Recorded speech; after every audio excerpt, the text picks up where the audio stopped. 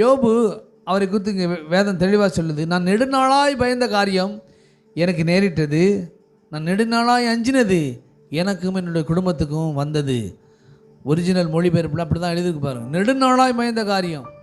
அப்படியானால் யோபுனுடைய அநேக வீழ்ச்சிகளுக்கு காரணம் யோபுனுடைய நெடுநாள் பயம், நெடுநாள் அச்சம் என்பதை நாம் ஒத்துக்கொள்ள வேண்டியது அவசியமாக இருக்கிறது. பிசாசு ஒரு வகையில் காரணம்.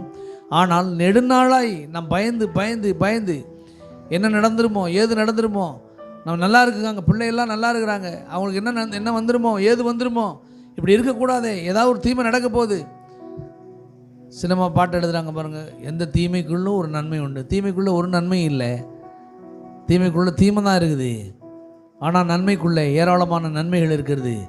இங்கே பிசாசு சுற்றி திரிகிறான். முதல்ல மனுஷனுடைய எண்ணங்களை பார்க்குறான் பாருங்கள். எண்ணத்தை பார்த்து